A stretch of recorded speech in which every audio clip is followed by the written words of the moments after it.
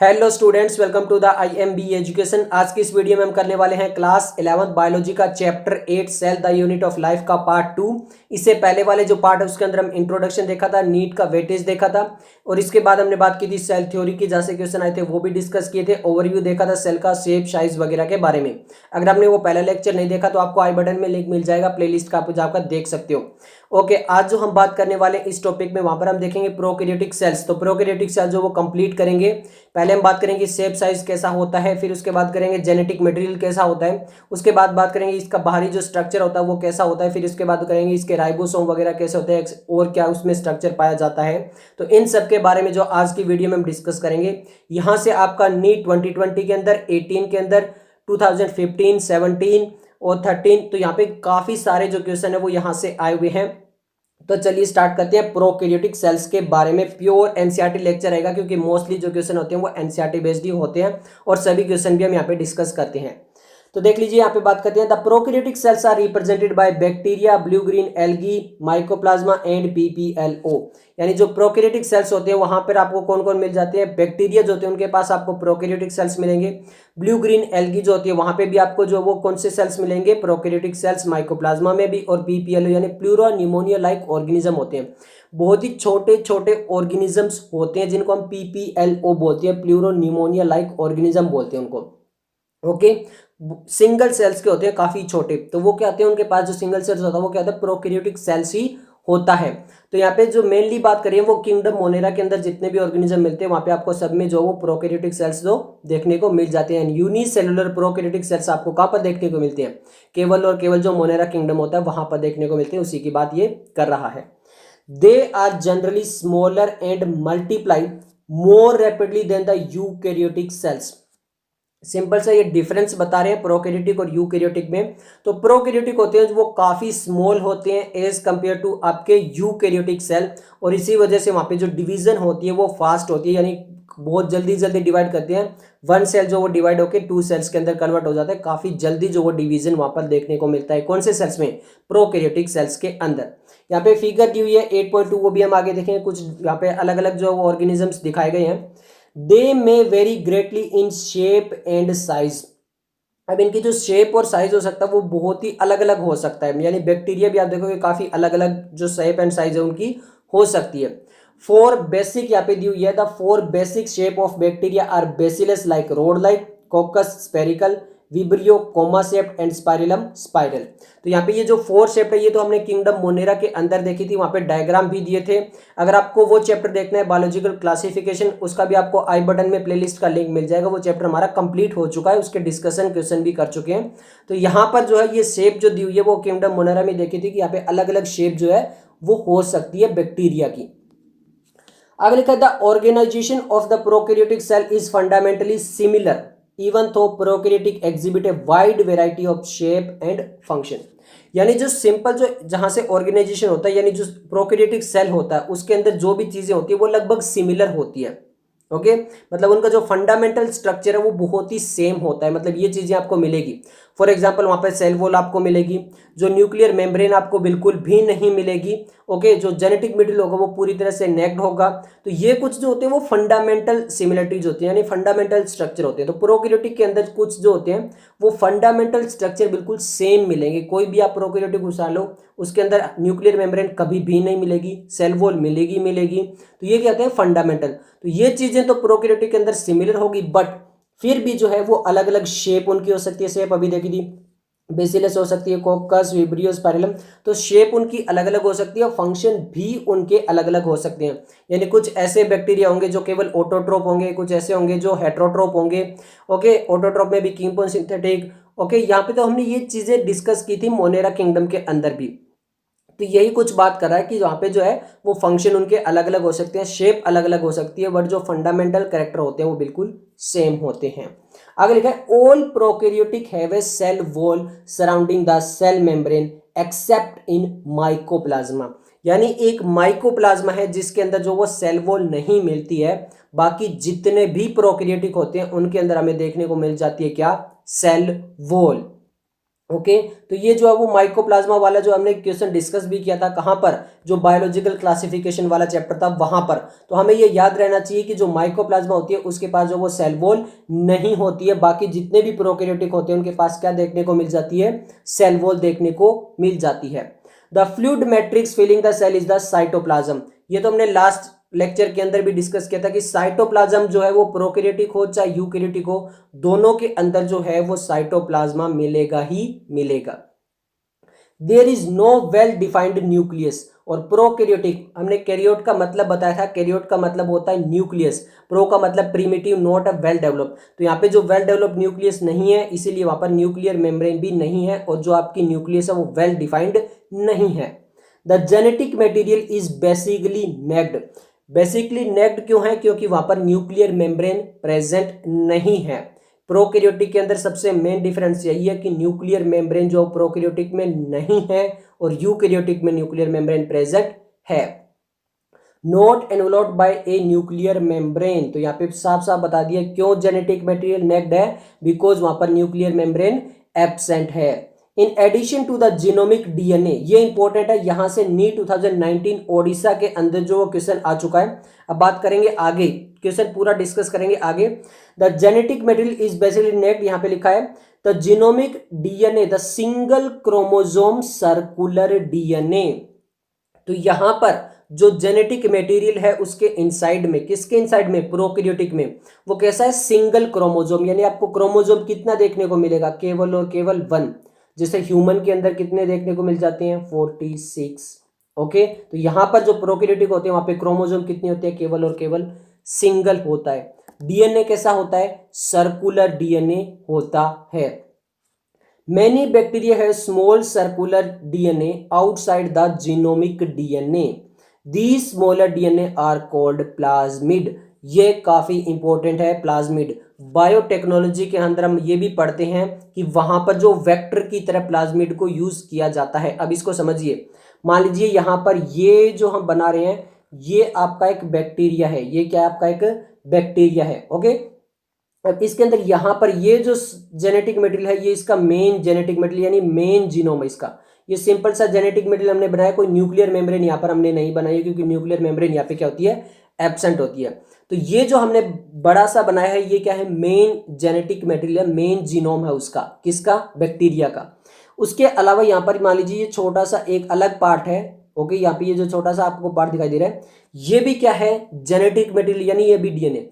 ये जो डीएनए आपको बड़ा वाला दिखाई दे रहा है ये इसका मेन डीएनए है। ये कौन सा डीएनए आपका, मेन डीएनए है। बट ये जो स्मॉल स्ट्रक्चर दिखाई दे रहा है इसको हम बोलते हैं प्लाज्मिड। इसको क्या बोलते हैं, प्लाज्मिड। अब इसको समझिए, मान लीजिए हमें ये तो पता है कि पूरा जो सेल होता है उसको कंट्रोल कौन करता है, न्यूक्लियस करती है। न्यूक्लियस में क्या होता है, जेनेटिक मटेरियल होता है। जेनेटिक मटेरियल जो वो यहाँ पे क्या है, डीएनए है। ओके तो यहाँ पे जो मेन जेनेटिक मटेरियल जो पूरे सेल को कंट्रोल कर रहा है वो तो ये वाला मेन जेनेटिक मटेरियल है।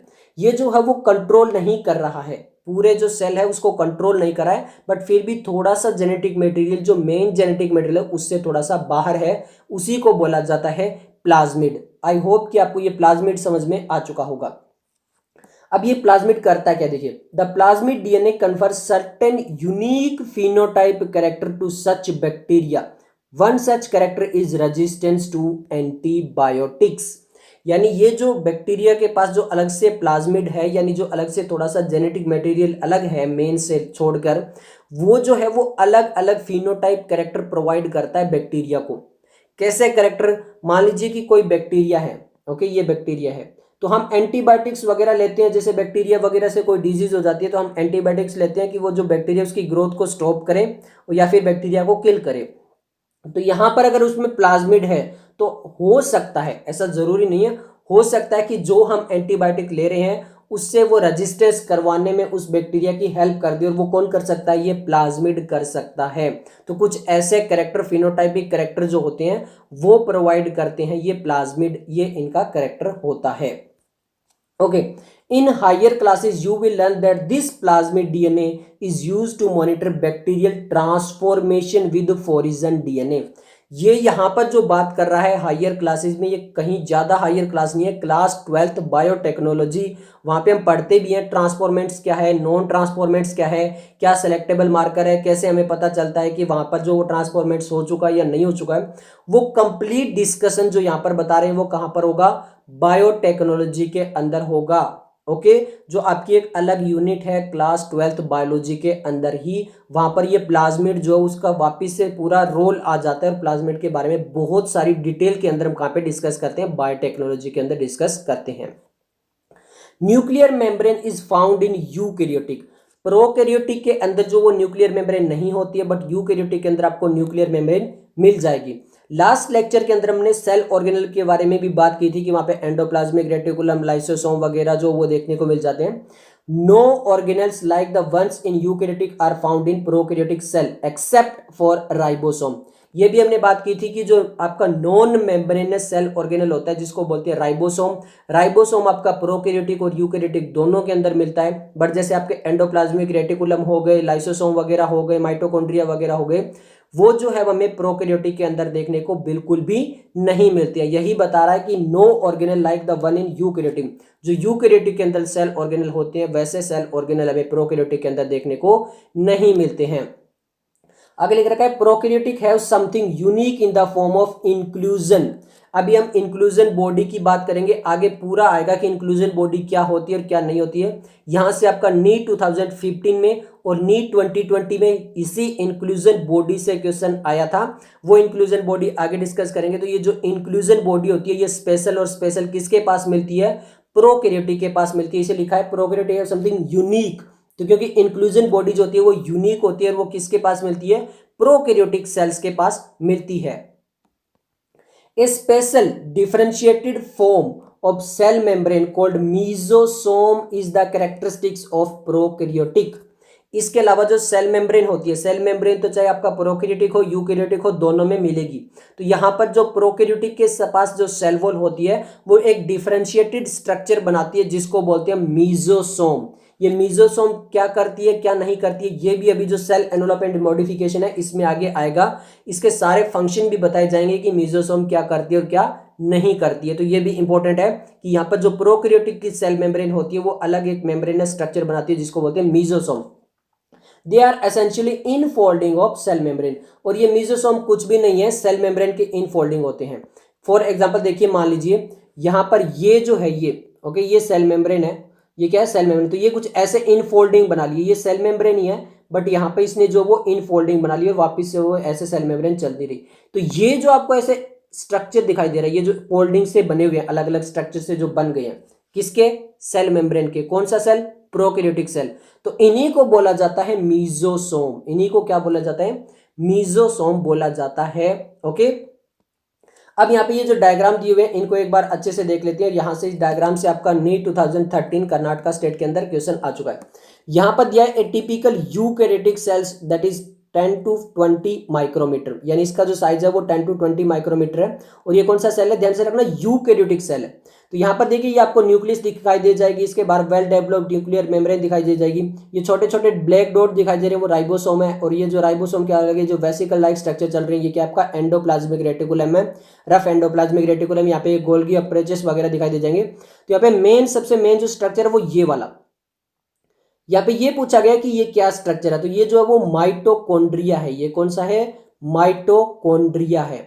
ये आगे जो एक्चुअल डायग्राम और आता है, कलरफुल डायग्राम जो आता है प्लांट्स और एनिमल सेल का, वहां पे भी अच्छे से पता चल जाता है कि ये क्या है, माइटोकॉन्ड्रिया। तो नीट 2013 कर्नाटका में यही पूछा गया था कि ये स्ट्रक्चर कौन सा है। तो ये है आपका माइटोकॉन्ड्रिया। ये रहा वो क्वेश्चन आपकी स्क्रीन पर, इसको पोज करके आप सोल्व कर सकते हो। आपको बता दिया कि ये क्या है, माइटोकॉन्ड्रिया है। ओके, अब यहाँ पे बात कर लेते हैं टिपिकल बैक्टीरिया। टिपिकल बैक्टीरिया क्या आपका 1 to 2 माइक्रोमीटर। तो यहाँ पे बैक्टीरिया दिखाया गया, एक ऐसा बैक्टीरिया होता है जिसका साइज हो सकता है 1 to 2। PPLO pleuropneumonia like organism, मैंने बताया था ना बहुत ही छोटे छोटे स्ट्रक्चर्स होते हैं। यहाँ पे उसका साइज होता है 0.1 माइक्रोमीटर पीपीएलओ। और पीपीएलओ से भी छोटे होते हैं आपके वायरस। वायरस सबसे छोटे होते हैं और उनका साइज होता है 0.02 से लेकर 0.2 माइक्रोमीटर तक जो है वो इनका साइज हो सकता है किनका, वायरस का। तो यहाँ पे देखिए इस डायग्राम से क्वेश्चन कैसा आएगा कि पीपीएलओ जो है वो लार्जेस्ट या स्मॉलेस्ट है बैक्टीरिया से। तो यहाँ पे देखिए वायरस से तो लार्ज है, जो आपके पीपीएल है वो वायरस से तो लार्ज है, बट आपके बैक्टीरिया से क्या है, स्मॉल है। ओके, तो ये साइज कंपैरिजन भी आप देख लेना, वायरस सबसे स्मॉल, फिर पीपीएल लो, फिर टिपिकल बैक्टीरिया, सबसे लार्जेस्ट होता है आपका यूकैरियोटिक सेल। तो ये कंपैरिजन भी काफी इंपॉर्टेंट हो सकता है, डायग्राम से ऐसे करके भी क्वेश्चन आ सकता है जैसे यहाँ पे आया हुआ था। ओके, अब हम बात कर लेते हैं cell envelope and its modification के बारे में कि यहाँ पे जो सेल एनवेलोप होता है वो कैसा होता है, इसमें क्या मॉडिफिकेशन वगैरह होते हैं, क्या चेंज वगैरह होते हैं, उसके बारे में बात कर लेते हैं।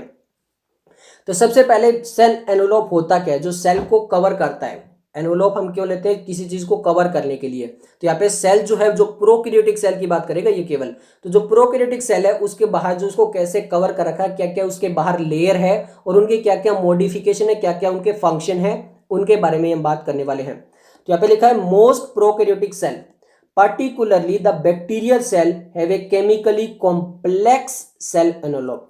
तो जब most of the prokaryotic cell होते हैं, मोस्ट ऑफ द प्रोकैरियोटिक में आपके मोस्टली जो आ जाते हैं वो क्या आ जाते हैं, आपके बैक्टीरिया आ जाते हैं। तो यहाँ पे ये बात कर रहा है जितने भी आपके बैक्टीरियल सेल होते हैं, लिख दिया इन्होंने particularly the bacterial cell have a chemically complex cell envelope. तो यहाँ पे जो सेल के बाहर जितनी भी मेम्ब्रेन होती है वो केमिकली काफी कॉम्प्लेक्स होती है।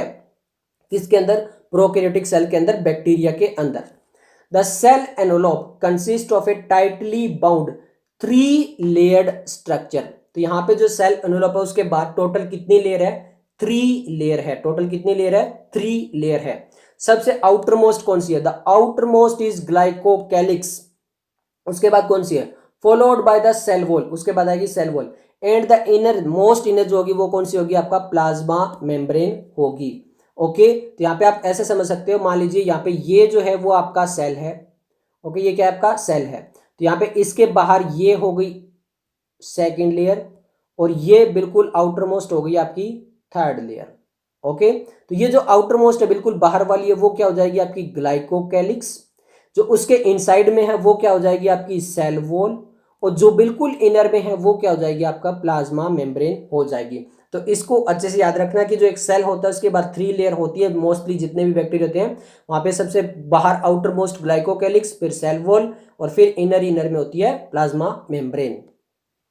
ओके, आगे देखिए, although each layer of the envelope perform distinct function, they act together as a single protective unit. जो 3 लेयर हैं तीनों के फंक्शन अलग अलग होंगे। अभी हम बात करेंगे हर एक के फंक्शन के बारे में, ग्लाइकोकैलिक्स के फंक्शन देखेंगे, फिर सेल वॉल के देखेंगे, फिर जो प्लाज्मा मेम्ब्रेन के फंक्शन भी देखेंगे। तो इनके फंक्शन जो हो सकते हैं वो अलग अलग हो सकते हैं। तीनों लेयर के फंक्शन क्या हो सकते हैं, अलग अलग हो सकते हैं, बट जब तीनों एक साथ मिल जाती है तो एक इनका जो सबसे मेन फंक्शन है वो क्या है, सिंगल प्रोटेक्टिव यूनिट, यानी ये जो प्रोटेक्ट करती है, अंदर जो सेल है उसको प्रोटेक्ट करने का काम जो वो मिलकर, तीनों मिलकर जो वो करती है। Bacteria can be classified into 2 groups. अभी यहाँ पे जो बैक्टीरिया है उनको 2 ग्रुप्स में डिवाइड किया गया, एक Gram positive and second Gram negative. देखते हैं कैसे, आगे देखिए लिखा है, on the basis of differences in the cell envelope and the manner in which they respond to the staining procedure developed by a Gram which. अब देखिए समझिए, यहाँ पे जो एक साइंटिस्ट थे, कौन, ग्राम साइंटिस्ट थे, उन्होंने बैक्टीरिया के ऊपर जो कुछ रिसर्च की। ओके, उन्होंने क्या की, कुछ रिसर्च की। तो यहाँ पे उन्होंने 2 टाइप के बैक्टीरिया बताए, एक Gram positive bacteria, second Gram negative bacteria. कैसे बताए इसको ऐसे समझिए, उन्होंने 2 स्लाइड बनाई, बैक्टीरिया की कितनी स्लाइड बनाई, 2 स्लाइड बनाई, A slide and B slide, total 2 slide बनाई।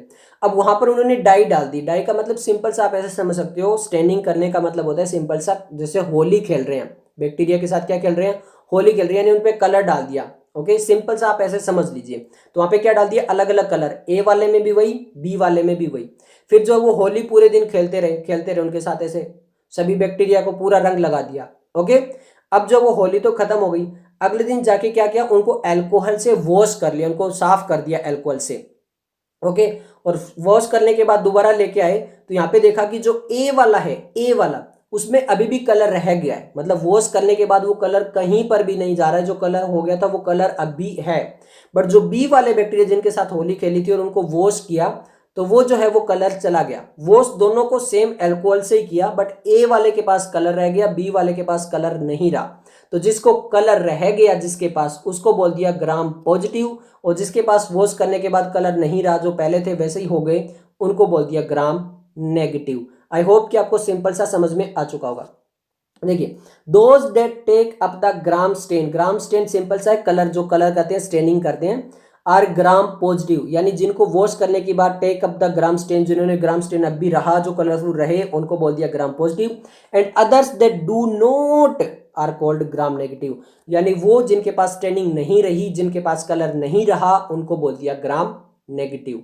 तो उनका नाम था, उन्होंने उनके साथ होली खेली थी बैक्टीरिया के साथ, उनका नाम था ग्राम, तो उन्होंने कह दिया पॉजिटिव, ग्राम पॉजिटिव, नहीं रहा तो ग्राम नेगेटिव। सिंपल सा ये मतलब है, ज्यादा कुछ कंफ्यूज होने वाली बात यहाँ पर नहीं है।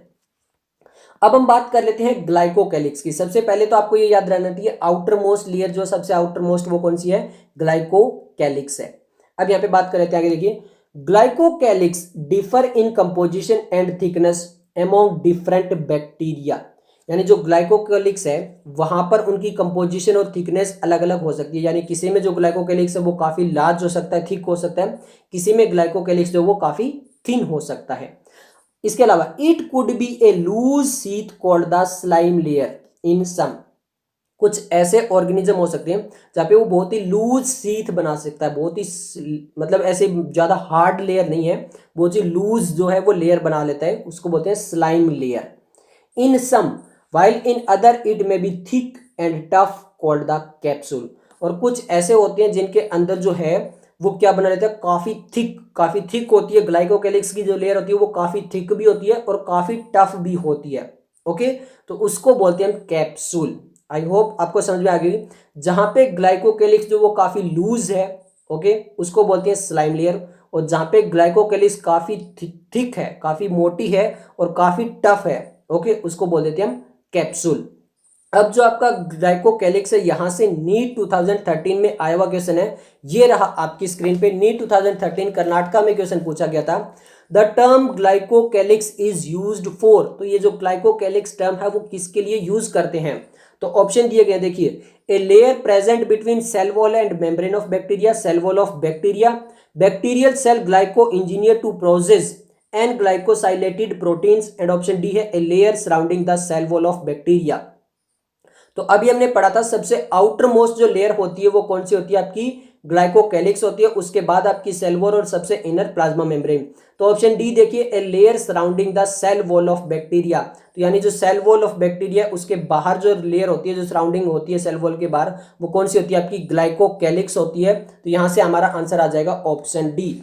ओके, अब यहां पे देखिए एक और क्वेश्चन आया हुआ है, आप थोड़ा सा यूं कह सकते हो थोड़ा सा आउट ऑफ एनसीईआरटी है, बट अब इसका फंक्शन समझ लीजिए। ग्लाइकोकैलिक्स का एक फंक्शन भी होता है, वो क्या होता है? ग्लाइकोकैलिक्स जो है वो एडहेसिव में मदद करती है। एडहेसिव मतलब बैक्टीरिया को कहीं चिपकना वगैरह होता है ना, किसी पैरासाइट वगैरह से अगर चिपकना हो बैक्टीरिया, उसमें जो मदद कर सकता है वो कौन है? ग्लाइकोकैलिक्स है। इसके अलावा और भी स्ट्रक्चर है, उनके हम आगे बात करेंगे, बट ग्लाइकोकैलिक्स भी यहाँ पे मदद कर सकता है। तो यहां पर नीट 2017 में आया क्वेश्चन है, ये आपकी स्क्रीन पे, which of the following components provide sticky character to the bacteria, यानी इनमें से ऐसा कौन सा कंपोनेंट है जो स्टिकी कैरेक्टर प्रोवाइड करता है बैक्टीरिया को? ऑप्शन दिए गए हैं cell wall, nuclear membrane, plasma membrane and glycocalyx. तो यहाँ पे आपका सिंपल सा आंसर आ जाएगा ग्लाइकोकैलिक्स। जो आपकी प्लाज्मा मेम्ब्रेन है, न्यूक्लियर मेम्ब्रेन, सेल वॉल, इन्हीं के फंक्शन जो हम आगे अभी डिस्कस करेंगे, इनके फंक्शन क्या क्या हो सकते हैं। तो इन्होंने बैक्टीरिया से पूछा तो आपको समझ में आ चुका होगा। ओके, अब हम चलते हैं सेल वॉल के फंक्शन के बारे में। तो ये हमारा हो चुका है ग्लाइकोकैलिक्स जो बिल्कुल आउटर मोस्ट लेयर थी। अब cell wall, the cell wall determine the shape of the cell. तो सबसे पहले जो फंक्शन है सेल वॉल का, वो शेप प्रोवाइड करना है। जो एक बैक्टीरिया उसकी क्या शेप है, क्या वो बेसिलस है, क्या वो विब्रियो, तो ये जो शेप प्रोवाइड कर रहा है वो कौन है? आपका cell wall. And provide a strong structural support to prevent the bacteria from bursting और कोलेप्सिंग। और सबसे स्ट्रॉन्ग स्ट्रक्चर अगर कोई प्रोवाइड कर रहा है वो भी सेल वॉल है, ताकि बैक्टीरिया जो या तो वो बर्स्ट ना हो जाए, एकदम से ऐसे फट ना जाए, या वो कोलेप्स ना हो जाए, ऐसे चिपक ना जाए। तो या तो बर्स्ट या कोलेप्स ना हो जाए बैक्टीरिया, उससे प्रिवेंट कौन करती है? सेल वॉल प्रिवेंट करती है। तो ये दो फंक्शन थे, पहला शेप प्रोवाइड करना और उसको बर्स्टिंग और कोलेप्सिंग से बचाने का काम, मेन स्ट्रक्चर जो प्रोवाइड करने का काम किसका है? सेल वॉल का है। तो यहाँ पे आपका ग्लाइकोकैलिक्स का फंक्शन हो चुके हैं, सेल वॉल के हो चुके हैं। अब हम बात करते हैं प्लाज्मा मेम्ब्रेन के फंक्शन के बारे में, फिर मॉडिफिकेशन की बात करेंगे। तो यहाँ पे लिखा है the plasma membrane is selectively permeable. सबसे पहले तो जो प्लाज्मा मेम्ब्रेन होती है वो सेलेक्टिवली परमिएबल होती है, यानी सेलेक्ट करके ही जाने देती है एक दूसरे के बाद। ऐसे मान लो कि आपका नीट का एग्जाम, यहाँ पे अगर सेलेक्ट हुए तो मेडिकल कॉलेज में जाइए, सेलेक्ट नहीं हुए तो बाहर रहिए। ऐसा कुछ काम जो वो प्लाज्मा मेम्ब्रेन करती है, यानी एक सेलेक्टिवली परमिएबल होती है nature and interact with the outside world, और आउटसाइड वर्ल्ड के साथ इंटरेक्ट करती है, यानी कौन सा केमिकल अंदर, कौन सा केमिकल बाहर, कौन सा यूज का है, कौन सा नहीं है, तो वो इंटरेक्ट करने का काम किसका है, प्लाज्मा मेम्ब्रेन का है। This membrane is similarly structure to that of the eukaryotic cell. तो यहाँ पे हम यूकैरियोटिक सेल के अंदर जो प्लाज्मा मेम्ब्रेन होती है उसका पूरा अच्छे से स्ट्रक्चर देखेंगे। तो इसका जो स्ट्रक्चर है किसका, प्लाज्मा मेम्ब्रेन का, कौन सा सेल, प्रोकैरियोटिक सेल। तो प्रोकैरियोटिक सेल के जो सेल मेम्ब्रेन है उसका जो स्ट्रक्चर होता है वो बहुत ज्यादा सिमिलर होता है यूकैरियोटिक की प्लाज्मा मेम्ब्रेन की तरह। ओके, तो ये याद रखना कि जो आपकी सेल मेम्ब्रेन का स्ट्रक्चर है वो सिमिलर होता है प्रोकैरियोटिक और यूकैरियोटिक में काफी हद तक। अब हम बात कर लेते हैं यहाँ पर जो मॉडिफिकेशन होंगे प्लाज्मा मेम्ब्रेन के अंदर, हमें काफी मॉडिफिकेशन जो देखने को मिल जाते हैं उनकी बात कर लेते हैं। तो यहाँ पे लिखा है a special membranous structure is the mesosome. अभी हमने बात की थी ना मीजोसोम की, इसका पूरा स्ट्रक्चर क्या फंक्शन है वो हम आगे बात करेंगे। और मैंने बताया था ना जो प्लाज्मा मेम्ब्रेन होती है वो ऐसे इनफोल्डिंग होकर कुछ स्ट्रक्चर बना लेती है, उसी को बोलते हैं मीजोसोम। तो यहाँ पे देखिए which is formed by the extension of plasma membrane into the cell. तो प्लाज्मा मेम्ब्रेन के एक्सटेंशन होते हैं, उसी से बनता है आपका मीजोसोम। ओके, अब यहाँ पे लिखा है these extension on the form of vesicle, tubules और लेमिला। यानी ये जो स्ट्रक्चर होते हैं ये अलग अलग फॉर्म के अंदर हो सकते हैं। ये वेसिकल की फॉर्म में भी हो सकते हैं, ट्यूब्यूल्स की फॉर्म में भी हो सकते हैं और लेमिला की फॉर्म में भी ये हो सकते हैं। तो ये याद रखना। यहाँ पे ये जो आपको मीजोसोम ऐसे बनता है, देखिए मीजोसोम कैसे बनता है, या मान लीजिए प्लाज्मा मेम्ब्रेन ये आ रही है, ओके आ रही है, कुछ ऐसे इनफोल्डिंग बना लेती है। अब ये जो इनफोल्डिंग बनी है इनकी अलग अलग फॉर्म हो सकती है, या तो ये वेसिकल फॉर्म में हो सकते हैं, या फिर ये ट्यूब्यूल फॉर्म में हो सकते हैं, या फिर ये लेमिला फॉर्म में हो सकते हैं। तो ये 3 फॉर्म होती है मीजोसोम की अलग अलग जो एनसीईआरटी के अंदर दी हुई है। तो इस तरह हो सकती है। अब इनका फंक्शन क्या है, ये क्या काम करती है, तो यहाँ पर ये देख लेते हैं कि ये फंक्शन क्या करती है, किस में मदद करती है, उसको देख लेते हैं। कौन, mesosome. They help in the cell wall formation. तो सिंपल सा आपसे ये पूछ ले कि प्रोकैरियोटिक के अंदर सेल वॉल फॉर्मेशन के अंदर कौन हेल्प करता है, मीजोसोम। प्रोकैरियोटिक की बात कर रहा है, यूकैरियोटिक की बात नहीं कर रहा है। ऐसा नहीं है कि कहीं पे भी आ जाए कि सेल वॉल फॉर्मेशन में कौन मदद करता है, मीजोसोम। जी नहीं, प्रोकैरियोटिक के अंदर जो सेल वॉल होती है उसको फॉर्म करने में जो मदद करता है वो कौन होता है, आपका मीजोसोम होता है। इसके अलावा और क्या होता है, DNA replication, distribution to the daughter cell. अब होता क्या है, एक्चुअली एक सेल जो होता है वो डिवाइड करता है सिंपल, ओके, और कितने बना लेता है, 2 सेल बना लेता है। एक ही सेल से जो वो 2 सेल्स बनते हैं। तो यहाँ पर जो जेनेटिक मटेरियल है उसको रेप्लिकेट तो करना पड़ेगा, जो आपका डीएनए उसको क्या करना पड़ेगा, रेप्लिकेट तो करना पड़ेगा। एक डीएनए से 2 डीएनए बनेगा, तो उसमें जो रेप्लिकेशन में मदद करता है वो कौन है, आपका मीजोसोम। फिर जो डिस्ट्रीब्यूशन है, यानी उतना ही जेनेटिक मटेरियल यहाँ पे जाना चाहिए और इतना ही जेनेटिक मटेरियल यहाँ पे जाना चाहिए, 1 और 2 के पास, दोनों के पास सेम जेनेटिक मटेरियल जाना चाहिए। तो उस डिस्ट्रीब्यूशन में भी कौन मदद करता है, आपका मीजोसोम। तो 3 फंक्शन हो चुके हैं, सेल वॉल फॉर्मेशन में, डीएनए रेप्लिकेशन में, और जो डीएनए बन चुका है इसको डिस्ट्रीब्यूट करना है डॉटर सेल के अंदर। ये जो डिवाइड करने के बाद ये जो नए सेल बनते हैं इनको बोलते हैं डॉटर सेल। तो याद रखना है यहाँ पे सन नहीं होता है, डॉटर ही होता है मेनली। बायोलॉजी के अंदर फीमेल ज्यादा वो है। They also help in respiration. तो रेस्पिरेशन जो है उसमें मदद कौन करता है, आपका मीजोसोम। सीक्रेशन प्रोसेस, मैंने बताया कुछ सीक्रेट वगैरह बाहर करना है सेल से बाहर, उसमें भी मदद कौन करेगा, आपका मीजोसोम। एंड थर्ड है the increase the surface area of the plasma membrane and enzymatic content. तो सरफेस एरिया जो है उसको इंक्रीज करने का काम भी कौन करता है, आपका मीजोसोम। अभी तो बताया था कि ऐसे जो है वो सरफेस एरिया ऐसे ऐसे ऐसे करेंगे तो काफी जो वो बढ़ जाता है, सरफेस एरिया काफी इंक्रीज हो जाता है, तो भी कौन करता है, आपका मीजोसोम करता है, ताकि एंजाइमेटिक कंटेंट भी बढ़ जाए, वहाँ पे एंजाइम वगैरह जो भी है उनका भी सीक्रेशन वगैरह अच्छे से हो पाए, उनके फंक्शन वगैरह वो भी बहुत अच्छे से हो पाए। तो इसमें भी मदद कौन करता है, आपका मीजोसोम। यानी काफी ज्यादा जो है वो फंक्शन करता है आपका केवल एक मीजोसोम।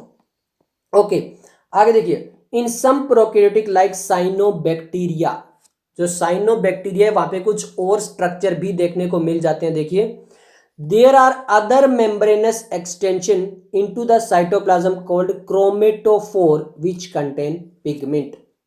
ये किसकी बात कर रहा है, साइनोबैक्टीरिया की। यानी कुछ प्रोकैरियोटिक जैसे आपका साइनोबैक्टीरिया, वहां पर भी जो सेल मेम्ब्रेन होती है वो कुछ और एक्सटेंशन बनाती है, वो नहीं जो आपके वेसिकल, ट्यूब्यूल, लेमिला वाले नहीं, इसके अलावा कुछ और स्ट्रक्चर जो है वो भी बनाती है। ओके, कुछ और एक्सटेंड स्ट्रक्चर बनाती है, और वो क्या बनाते हैं आपका into the cell called chromatophore, उनको क्या बोला जाता है, क्रोमेटोफोर बोला जाता है।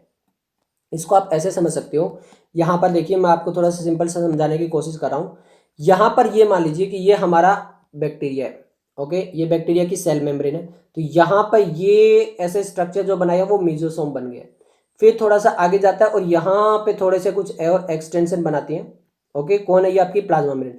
तो ये तो आपका मीजोसोम हो गया, ये कुछ एक्सटेंशन अलग स्ट्रक्चर बनाया यहाँ पर, ये क्या है आपका, ये क्रोमेटोफोर है। और ये किस में देखने को मिलता है, साइनोबैक्टीरिया के अंदर देखने को मिलता है, जिसके पास होती है पिगमेंट, और पिगमेंट क्या प्रोवाइड करते हैं, कलर वगैरह प्रोवाइड करते हैं, ओके। तो ये साइनोबैक्टीरिया के अंदर में कुछ और एक्सटेंशन भी देखने को मिल जाते हैं जिन्हें बोलते हैं क्रोमेटोफोर।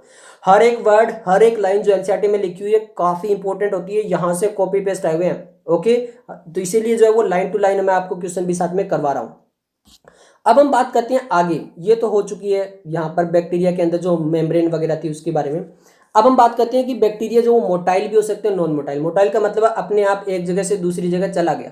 नॉन मोटाइल का मतलब है कि अपने आप जो वो कहीं पर भी नहीं जा सकता है। पैसिव मूवमेंट हो सकती है, मतलब हवा के साथ चला जाए, पानी के साथ चला जाए, वो तो पैसिव मूवमेंट है, अपनी मर्जी से नहीं जा सकता वो। तो मोटाइल वो होता है जो अपनी मर्जी से एक जगह से दूसरी जगह जा सकता है, ओके। तो इफ मोटाइल, अगर बैक्टीरिया मोटाइल है मतलब एक जगह से दूसरी जगह अपनी मर्जी से जा सकता है, they have thin filamentous extension from their cell wall called flagella. तो उनके पास जो है वो एक एक्सटर्नल स्ट्रक्चर होता है जिसको बोला जाता है फ्लैजिला, ओके। तो यहाँ पे आप इमेज भी देख सकते हो, यहाँ पे फ्लैजिला। तो यहाँ पे जो वो एक्सटर्नल स्ट्रक्चर होता है जो उसमें मदद करता है उसकी मूवमेंट में, यानी एक जगह से दूसरी जगह जाने में बैक्टीरिया में, वो कौन मदद करता है, आपके फ्लैजिला मदद करते हैं। और ये बहुत ही थिन और फिलामेंटस होते हैं, मतलब यूं समझ सकते हो थ्रेड लाइक स्ट्रक्चर होते हैं, काफी पतले से होते हैं, extension from their cell wall. और यहाँ पे ये इंपॉर्टेंट है, कहां से निकलते हैं वो, सेल वॉल से निकलते हैं। आउटर मोस्ट ग्लाइकोकेलिक्स है, बट जो सेल वॉल है उस सेल वॉल से फ्लैजिला जो है वो डेवलप होते हैं। सेल वॉल से जो वो आपके फ्लैजिला डेवलप होते हैं किसके अंदर, बैक्टीरिया के अंदर। Bacteria show A range in the number and arrangement of flagella, यानी यहाँ पे जो बैक्टीरिया है उनमें अलग अलग नंबर हो सकते हैं, किसी में फ्लैजिला 2 हो सकते हैं, किसी में 4, किसी में 6, किसी में 5, किसी में 8। तो फ्लैजिला के नंबर अलग अलग बैक्टीरिया में अलग अलग हो सकते हैं, उनका अरेंजमेंट भी अलग अलग हो सकता है। अरेंजमेंट का मतलब क्या हुआ कि मान लीजिए यहाँ पर ये आपका बैक्टीरिया है, तो किसी में फ्लैजिला यहाँ पर होंगे पीछे, मान लीजिए टेल के पास ऐसे प्रेजेंट होंगे, किसी में फ्लैजिला जो वो यहाँ पर प्रेजेंट हो सकते हैं, ये देखिए यहाँ पर, किसी में जो वो पूरी बॉडी पे ऐसे जो कहीं पर और भी। तो ये इनका अरेंजमेंट हो गया, ओके। तो ये फ्लैजिला का अरेंजमेंट भी अलग अलग हो सकता है, इनके नंबर जो है वो भी अलग अलग हो सकते हैं अलग अलग बैक्टीरियाज के अंदर, okay. Bacterial flagellum is composed of 3 parts. अब ये फ्लैजिला जो है इसके पास भी 3 पार्ट्स होते हैं, ओके। कितने पार्ट्स होते हैं, 3। कौन कौन से होते हैं, filament, hook and basal body. तो इसको ऐसे बताता हूं मैं, ये मान लीजिए आपका बैक्टीरिया, ये क्या आपका बैक्टीरिया, ये यहाँ पे सेल वॉल होती है। तो सेल वॉल से सबसे पहले जो यहाँ पे स्ट्रक्चर आएगा वो क्या आ जाएगा आपका, बेसल बॉडी। फिर यहाँ पर क्या आ जाएगा आपका, हुक आ जाएगा, ओके। यहाँ पे क्या आ जाएगा आपका, हुक आ जाएगा। फिर जो लॉन्ग स्ट्रक्चर होगा ये क्या आ जाएगा, फिलामेंट। तो ये जो बिल्कुल लॉन्ग स्ट्रक्चर है इसको तो हम बोलते हैं फिलामेंट। ये जो स्ट्रक्चर आपको दिखाई दे रहा है इसको बोलते हैं हुक। और ये जो बेसल बॉडी यानी जो बिल्कुल बेस के पास है इसको बोलते हैं बेसल बॉडी। तो आई होप कि ये चीजें आपको समझ में आ गई होगी। तो जो आपका अकेला ये तीनों पार्ट मिलकर क्या बना रहे हैं, फ्लैजिला। ये जो आपको बेसल बॉडी, हुक और ये फिलामेंट, ये तीनों मिलकर क्या बना रहे हैं, आपका फ्लैजिला बना रहे हैं। तो यहाँ पे लिखा भी है देखिए, the filament is the longest portion. अभी बताया था डायग्राम के अंदर जो फिलामेंट होता है वो सबसे लॉन्गेस्ट पोर्शन होता है, extend from the cell surface to the outside. और जो पे जो सेल सरफेस होता है यानी जो सेल वॉल होती है वहां से लेकर पूरा आउटसाइड तक जो होता है वो क्या होता है, आपका फिलामेंट होता है। तो सबसे लॉन्गेस्ट पोर्शन जो होता है वो होता है क्या, आपका फिलामेंट होता है। अभी हम बात कर लेते हैं इसके अलावा, beside flagella pili and fimbriae are also surface structure. तो यहाँ पे हमने बात की, एक तो फ्लैजिला जो होता है वो स्ट्रक्चर हो सकता है, इसके अलावा पिलाई एंड फिम्बरी 2 स्ट्रक्चर और हैं, वो भी सरफेस पे मिल सकते हैं, जो सेल सरफेस है उसके ऊपर मिल सकते हैं, okay. Bacteria, okay, of the bacteria but do not play a role in motility, यानी मोटिलिटी के अंदर उनका कोई भी रोल नहीं है। देखिए समझिए, देखिए 3 स्ट्रक्चर जो है वो मिल सकते हैं सेल की सरफेस पे, कौन कौन से, पिलाई, fimbriae and flagella, okay. Flagella क्या करता है, अगर किसी बैक्टीरिया को मान लीजिए यहां से यहां जाना है, ओके, ए से बी पोजीशन में जाना है, तो उसमें जो मदद करेगा वो फ्लैजिला करेगा। वो अपनी मर्जी से ए या बी पे जा सकता है, तो उसमें केवल और केवल मदद करेगा फ्लैजिला।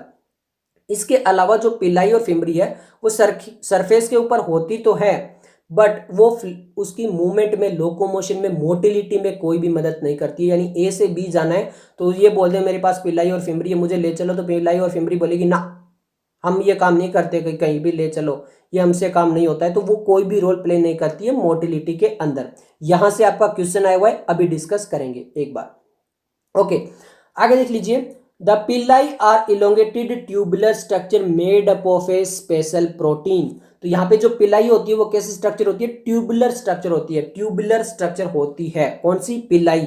और वो किससे बनती है? प्रोटीन से बनती है। कुछ स्पेशल प्रोटीन होते हैं वो बनाते हैं पिलाई को। ओके, फिम्बरी का क्या है? Fimbriae are small bristle like structure. और जो आपकी फिम्बरी होती है वो ब्रिस्टल लाइक होती है, मतलब और ज्यादा पतली होती है। वो तो ट्यूब लाइक स्ट्रक्चर होती है, उसको बोलते हैं ट्यूबुलर। ब्रिस्टल होता है काफी पतला सा स्ट्रक्चर होता है। Okay, bristle like fibre sprouting out of the cell. और जो फिम्बरी होती है वो ब्रिस्टल लाइक होती है और सेल से बाहर निकलती हुई दिखाई देती है। In some bacteria they are known to help attach to bacteria to rocks instrument also the host tissue. अब ये कौन बात कर रहा है? पिलाई और फिम्बरी की। तो कुछ बैक्टीरिया ऐसे हैं जहां पर जो आपकी फिम्बरी है they are known to help attach, तो वो जो है वो बैक्टीरिया को कहीं पे अटैच करना है, जैसे रॉक्स वगैरह, स्ट्रीम वगैरह, होस्ट टिश्यू वगैरह, वहां पर उसमें अटैच करने में मदद कर सकते हैं। तो नीट 2017 में मैंने आपको बताया था कि वहां पे ग्लाइकोकेलिक्स ऑप्शन आएगा, क्योंकि वहां पे पिलाई या फिम्बरी का कहीं नाम भी नहीं था। तो ये जो पिलाई फिम्बरी वगैरह होती है क्या कर सकती है? ये भी जो है वो बैक्टीरिया को कहीं पे अटैच कराने में मदद कर सकती है होस्ट के साथ। ओके, तो यहां पर इसीलिए पिलाई और फिम्बरी भी जो वो भी अटैच करवाने में मदद कर सकती है, बट वहां पे ऑप्शन ही नहीं था। वहां पे सेल वॉल का था जो स्ट्रक्चर वगैरह बनाने में मदद करती है, बस्टिंग कोलैप्सिंग में बचाने को मदद करती है। सेल मेम्ब्रेन का था, सेल मेम्ब्रेन सेलेक्टिवली परमिएबल होती है तो एडेसिव वगैरह में मदद नहीं करती। तो वहां पे ग्लाइकोकेलिक्स आएगा। न्यूक्लियर मेम्ब्रेन तो बैक्टीरिया के अंदर होती भी नहीं है, बट यहाँ पे इसके अलावा ये भी याद रखना पिलाई और फिम्बरी का। अब यहां से जो आपका नीट 2016 में आया हुआ क्वेश्चन है, ये रहा आपकी स्क्रीन पे। क्वेश्चन की बात कर लेते हैं। क्वेश्चन पूछा गया सेलेक्ट द रॉन्ग स्टेटमेंट, हमें रॉन्ग स्टेटमेंट बताना है। ऑप्शन दिए गए bacterial cell wall is made up of peptidoglycan, pili and fimbriae are mainly involve in motility of bacterial cell, cyanobacteria lack flagellated cell, and option D है mycoplasma is a well wall less micro organism. तो simple सा देखिए option B. सबसे पहले तो ये याद रखना पेप्टाइडोग्लाइकेन कहीं भी नहीं लिखा हुआ है, मतलब जो बैक्टीरिया की सेल वॉल होती है, जो सेल वॉल होती है वो किससे बनती है? पेप्टाइडोग्लाइकेन से बनती है। पेप्टाइडोग्लाइकेन से बनती है। जैसे प्लांट्स के अंदर सेलुलोज से बनती है, फंजाई के अंदर काइटिन से बनती है, वैसे बैक्टीरिया के अंदर सेल वॉल पेप्टाइडोग्लाइकेन से बनती है। ये इंपॉर्टेंट याद रख लेना। Pili and fimbriae are mainly involve in motility. Motility में साफ साफ इन्होंने बोल दिया था, बैक्टीरिया बोला कि मुझे कहीं ले चलो, तो पिल्लाई और फिम्बरी बोली साफ साफ ये हमारा काम नहीं, हम नहीं करते हैं। तो मोटिलिटी के अंदर कोई भी रोल प्ले नहीं करती है आपकी पिल्लाई और फिम्बरी। तो ये इंपॉर्टेंट है, याद रख लेना। अब हम बात कर लेते हैं राइबोसोम एंड इंक्लूजन बॉडी। और मैंने कहा था इंक्लूजन बॉडी भी काफी इंपॉर्टेंट है, यहाँ से क्वेश्चन आए हुए हैं आपका 15 में और 2020 में भी यहीं से आया था क्वेश्चन। तो यहाँ पे ये भी काफी इंपॉर्टेंट हो जाते हैं, इनको देख लेंगे। राइबोसोम एंड इंक्लूजन बॉडी की बात कर रहे थे, पहले राइबोसोम की बात करेंगे। ओके, राइबोसोम जो है वो मेनली जो है वो प्रोटीन फैक्ट्री की तरह होता है। प्रोटीन सिंथेसिस करने में मेनली जो रोल होता है वो किसका होता है? राइबोसोम होता है। ये राइबोसोम और इंक्लूजन बॉडी प्रोकैरियोटिक सेल की बात कर रहे हैं। Okay, ribosome are associated with the plasma membrane. जो राइबोसोम होते हैं वो किसके साथ एसोसिएटेड कर लेते हैं? Plasma membrane of the cell. तो प्रोकैरियोटिक के अंदर जो राइबोसोम होते हैं वो किसके साथ अटैच होते हैं? आपकी जो सेल मेम्ब्रेन होती है, जो प्लाज्मा मेम्ब्रेन होती है, उसके साथ अटैच होती हैं। They are about 15 nanometre by 20 nanometre. जो साइज होता है राइबोसोम का, जो साइज होता है वो 15 नैनोमीटर बाय 20 नैनोमीटर हो सकता है। And are made up of 2 sub unit. और जो ये मिलकर बनती है वो 2 सब यूनिट होती है। ओके, 2 सब यूनिट कैसे? मान लीजिए ये एक स्मॉल सब यूनिट है और ये सेकंड जो वो थोड़ी सी लार्ज सब यूनिट है। तो ये 2 सब यूनिट है। जो स्मॉल होती है उसको यहाँ पे बोलते हैं 30s और जो लार्ज होती है उसको बोलते हैं 50s। ये जो 30s क्या है, 50s क्या है, राइबोसोम की ये जो स्ट्रक्चर है ये आगे आएगा जब हम यूकैरियोटिक की बात करेंगे। यूकैरियोटिक के राइबोसोम देखेंगे तो वहां पे इनका डायग्राम भी आएगा, तो वो आगे लेक्चर के अंदर आएगा। तो अभी आप ये याद रख सकते हो कि यहाँ पे इनका जो मेनली जो साइज होता है वो 15 नैनोमीटर बाय 20 नैनोमीटर होता है। और यहाँ पे ये 2 सब यूनिट से मिलकर बनती है। जो लार्ज सब यूनिट होती है उसको बोलते हैं 50s, जो स्मॉल होती है उसको बोलते हैं 30s। And which one present together to form 70s। ये इंपॉर्टेंट है, काफी इंपॉर्टेंट है, बहुत ज्यादा इंपॉर्टेंट है, क्योंकि यहाँ पे बच्चे ऐड कर देंगे, कहेंगे 2 सब यूनिट है, एक 50s और एक 30s। दोनों मिलकर जो है वो एक लार्ज यूनिट बनाती है, उसको बोलिए क्या है वो। तो यहाँ पे वो 80s वाला ऑप्शन दे देंगे और बच्चे क्या करेंगे एग्जाम के अंदर 50 30 80 80। वाह वाह, मेरा तो बिल्कुल सही। सही नहीं है वो सही नहीं है। समझ में आया? कोई जरूरी नहीं है कि इनको ऐड करना है, ऐसा कहीं नहीं बोला, ये मैथ नहीं चल रहा है। तो यहाँ पे जो स्मॉल और लार्ज जो सब यूनिट होती है आपकी 50 30 when present together to form 70s, तो वो जो यूनिट बनाती है, जो स्मॉल यूनिट बनाती है, वो क्या बनाती है आपकी 70s यूनिट बनाती है। अगर दोनों एक साथ आ जाती है तो यूनिट बनती है वो 70s बनती है। एस आपका सेट बाय कोफिशिएंट होता है जो कि इनडायरेक्टली जो मेजर करता है साइज और डेंसिटी को। ओके, प्रोकैरियोटिक राइबोसोम, तो यहाँ पे साफ साफ लिखा है 70s जो होता है वो क्या होता है प्रोकैरियोटिक राइबोसोम होता है। ओके, राइबोसोम और the site of protein synthesis, तो राइबोसोम जो होते हैं वो किसके क्या काम करते हैं, प्रोटीन सिंथेसिस का काम करते हैं। जो मेनली जो आपका राइबोसोम का वर्क है वो क्या है, प्रोटीन सिंथेसिस, प्रोटीन बनाने का काम करते हैं। Several ribosome may attach to single mRNA and form a chain called polyribosome और पॉलीसोम।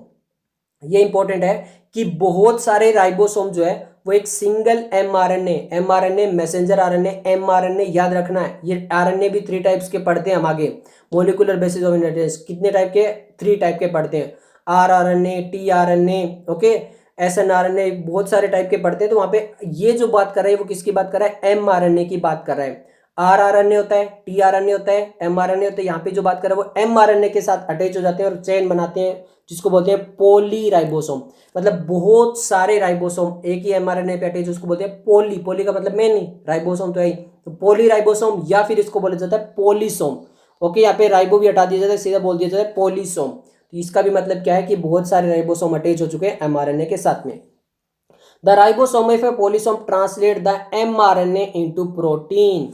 और यहाँ पे जब राइबोसोम अटैच हो जाते हैं तो सिंपल ट्रांसलेशन हो जाता है। ट्रांसलेशन का मतलब होता है आरएनए से प्रोटीन बनाना। तो यहाँ पर जो पॉलीसोम होता है वो क्या करता है, mRNA को कन्वर्ट करता है किसके अंदर, प्रोटीन के अंदर। तो आरएनए से प्रोटीन बनता है तो mRNA कन्वर्ट होता है प्रोटीन के अंदर। यहां से आपका नीट 2018 में आया हुआ क्वेश्चन है, ये रहा आपकी स्क्रीन पे क्वेश्चन। यहाँ पे पूछा गया है मेनी राइबोसोम में associated with a single mRNA to form multiple copies of a polypeptide simultaneously, such string of ribosome are termed as. यानी सिंपल सा बोल दिया कि बहुत सारे राइबोसोम जो वो सिंगल mRNA के साथ अटैच हो रहे हैं, बहुत सारी कॉपीज अटैच हो रही है, तो वो स्ट्रक्चर क्या होगा। ऑप्शन सिंपल दे दिए इन्होंने, पॉलीसोम, पॉलीहेड्रल बॉडीज, न्यूक्लियोसोम या फिर प्लास्टिडोम। तो अभी अभी देखा है एनसीईआरटी में, प्योर एनसीईआरटी में पॉलीराइबोसोम बनता है या फिर आप उसे बोल सकते हो पॉलीसोम, ये जो स्ट्रक्चर बनता है। ओके, तो यहां से आपका आईवा क्वेश्चन है, आई होप कि आपका हो जाएगा। नीट 2018 का ये क्वेश्चन था। अब हमारा बिल्कुल लास्ट पॉइंट आ चुका है जिसको हम बोलते हैं इंक्लूजन बॉडीज। और इंक्लूजन बॉडीज भी काफी इंपॉर्टेंट है क्योंकि 2015 और 2020 में यहां से क्वेश्चन आया हुआ है। 2020 में तो हर एक लाइन आप समझ लो कि आ चुकी है। ओके, हमने बात की थी कि यहाँ पे कुछ यूनिक जो होते हैं वो स्ट्रक्चर यहाँ पे प्रेजेंट होते हैं प्रोकैरियोटिक के पास में, जिनको हम बोलते हैं इंक्लूजन। और अभी उसी की बात कर लेते हैं कि ये काम क्या करते हैं, क्या फंक्शन है इनके। तो देखिए, reserve material in prokaryotic cell are stored in the cytoplasma in the form of inclusion body. सभी याद रखना, अच्छे से याद रखना। ओके, सबसे पहले रिजर्व मटेरियल है, ये कौन से मटेरियल है, रिजर्व मटेरियल, यानी कोई चीज को रिजर्व करने में, किसी चीज को इकट्ठा करके रखते हैं, जो जैसे रिजर्व बैंक ऑफ इंडिया मतलब क्या करता है कि चीजों को रिजर्व करके रखता है अपने पास। ओके, यहाँ पे जो आपका रिजर्व मटेरियल किसी चीज को रिजर्व करके अपने पास रखता है, तो रिजर्व मटेरियल जो प्रोकैरियोटिक के अंदर उनको बोलते हैं inclusion body. Are stored in the cytoplasm, और कहां पे होती है ये, साइटोप्लाज्म के अंदर होती है, इन द फॉर्म ऑफ किसके अंदर, इंक्लूजन बॉडी के अंदर। यानी कुछ जो रिजर्व मटेरियल होते हैं वो साइटोप्लाज्मा के अंदर होते हैं इन the form of inclusion body, उनको बोला जाता है इंक्लूजन बॉडी। सेकेंड पॉइंट देख लीजिए, सभी इंपॉर्टेंट है, एक एक लाइन इंपॉर्टेंट है। They are not bound by any membrane, यहाँ पे कोई भी मेम्ब्रेन नहीं है, ना तो न्यूक्लियर के बाहर कोई मेम्ब्रेन थी, ना यहाँ पे इंक्लूजन बॉडी है उसके बाहर कोई मेम्ब्रेन है। हाँ, सेल के बाहर सेल मेम्ब्रेन जरूर है, बट यहाँ पर जो है इंक्लूजन बॉडी के पास भी कोई भी मेम्ब्रेन नहीं है, ये भी याद रखना। And life free in the cytoplasm, बिल्कुल फ्री जो है वो साइटोप्लाज्मा में घूमते रहते हैं। ये जो आपके रिजर्व मटेरियल होते हैं जिनको इंक्लूजन बॉडी बोलते हैं, बिल्कुल फ्री जो साइटोप्लाज्मा में घूमते रहते हैं। सभी एग्जांपल देख लीजिए, एक एक मैंने बोल दिया, एक एक लाइन इंपॉर्टेंट है, तीनों एग्जांपल देख लीजिए। फोस्फेट ग्रेन्यूल एग्जांपल दिया है, फोस्फेट ग्रेन्यूल पहला जो इंक्लूजन बॉडी कौन सी है, phosphate granule. Second cyanophycin granule, cyanophycin granule भी क्या है आपकी इंक्लूजन बॉडी है। एंड थर्ड ग्लाइकोजन ग्रेन्यूल, और ये जो ग्लाइकोजन ग्रेन्यूल है ये भी क्या आपकी इंक्लूजन बॉडी, यानी 3 इंक्लूजन बॉडी यहाँ पे बताई है, phosphate, cyanophycin and glycogen granules, तीनों की आपकी इंक्लूजन बॉडी है। ओके, अब लास्ट देख लीजिए, gas vacuoles are found in the blue, green and purple and green photosynthetic bacteria. तो यहां पर गैस वैक्यूल भी मिलते हैं, ये किस किस के अंदर मिलते हैं, ब्लू ग्रीन बैक्टीरिया के अंदर मिल सकते हैं, पर्पल बैक्टीरिया के अंदर मिल सकते हैं, या फिर ग्रीन फोटोसिंथेटिक बैक्टीरिया के अंदर जो आपको गैस वैक्यूल भी मिल सकते हैं। तो गैस वैक्यूल यहाँ पे मिल सकते हैं। ओके, वैक्यूल जिसके अंदर गैस वगैरह जो फिल्ड हो जाती है कुछ बार, ये भी आपको मिल सकते हैं। अब यहां से जो आपके क्वेश्चन आएगा वो सबसे पहला जो क्वेश्चन है वो आपका नीट 2015 का, ये रहा आपकी स्क्रीन पे। क्वेश्चन यहां पे पूछा गया है, which one of the following is not an inclusion body found in prokaryotic. तो इनमें से कौन सी इंक्लूजन बॉडी नहीं है। ओके, 2015 का क्वेश्चन है। ऑप्शन दिया गया ग्लाइकोजन ग्रेन्यूल, पॉलीसोम, फॉस्फेट और साइनोफाइसिन ग्रेन्यूल। अब ये भी देखा था, ग्लाइकोजन, फॉस्फेट और साइनोफाइसिन तीनों की तीनों इंक्लूजन बॉडी होती है प्रोकैरियोटिक के अंदर। पॉलीसम हमने देखा था कि जहां पे एमआरएनए के साथ बहुत सारे राइबोसोम अटैच हो जाते हैं, वो नहीं है, तो आंसर आ जाएगा ऑप्शन बी। ओके, अब यहीं से आपका नीट 2020 में क्वेश्चन पूछ लिया गया। मैंने आपको बोला था कि टॉपिक इंपॉर्टेंट होते हैं इंक्लूजन बॉडी, और मैंने बताया भी था। Okay, which of the following statement about inclusion body is incorrect. Inclusion body से इनकरेक्ट बतानी है। पहला option, they are not bound by any membrane. Second है, these are involve in injection of food particle, they lie free in the cytoplasm, they represent reserve material in the cytoplasm. सबसे पहला option देखिए, they are not bound by any membrane, ये बात हमने की थी कि कोई भी मेम्ब्रेन नहीं होती है, बिल्कुल सही है। ऑप्शन बी को छोड़ दीजिए, सी पे आ जाइए। दे lie free in the cytoplasm, ये भी एनसीईआरटी की लाइन है कि फ्री होती है साइटोप्लाज्मा के अंदर। Option D, they represent reserve material in the cytoplasm, सबसे पहली लाइन लिख रखी थी कि रिजर्व मटेरियल जो उसको रिप्रेजेंट कर दिया, बिल्कुल सही है। तो ए सी डी तो बिल्कुल करेक्ट है, तो बी जो ऑप्शन हो जाएगा वो इनकरेक्ट हो जाएगा। इसका मतलब क्या है, they are involve in injection of food particle, ये बिल्कुल रॉन्ग है। इंक्लूजन बॉडी के लिए ऐसा कुछ भी नहीं होता है। ओके, तो ये था आज के लेक्चर में। नेक्स्ट हम यूकैरियोटिक सेल स्टार्ट करेंगे। तो अगर आपको ये वीडियो पसंद आए तो लाइक कीजिए, दोस्तों के साथ शेयर कीजिए। मिलते हैं जल्दी नेक्स्ट वीडियो के साथ, तब तक के लिए धन्यवाद।